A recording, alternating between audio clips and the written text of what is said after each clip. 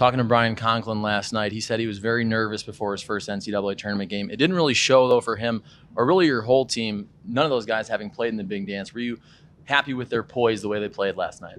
Well, I think their poise and composure at the foul line and then down the stretch, but it was their defensive consistency throughout, even though we got down 8, that really saved the day for them. And you don't need a lot of poise and composure to play defense. You need a lot of passion and energy, and they provided that last night. There's a lot of talk headed into Memphis about defending Will Barton. Everybody knows Draymond Green from Michigan State. Is stopping him first and foremost as far as how you beat Michigan State? Well, you can't win that battle and lose the war, but you definitely can't let Draymond Green go off with a triple-double like he did last night. He's the best collegiate player in the country, not the best collegiate player who's going to be a pro, but he is the best collegiate player in the country. His stats bear that out. His team stature bears that out. Plus, he's unselfish, and he's very heady.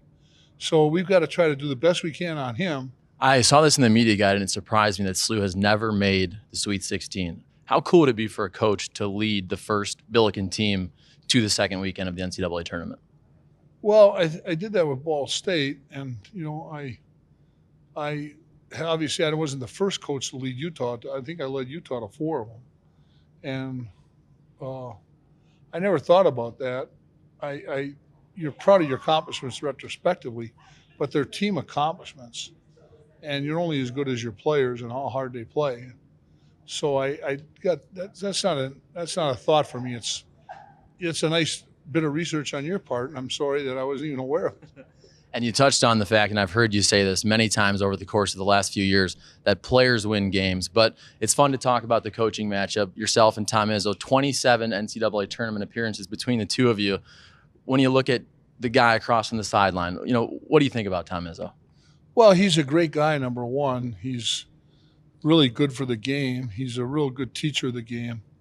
And he's a generally good person. I mean, I'm really happy for him. He's a self-made coach. He wasn't a particularly good player. He worked under Judd Heathcote for years, and then he's done a great job in a difficult league, and he's pretty much touches all the bases that you would need to be a really good coach. So 12 appearances. This is your 12th appearance as a head coach, but it hadn't been 9 years since you last took Utah to the big dance. Did you miss it? Did you miss March Madness and all that goes with it, even the extra interviews?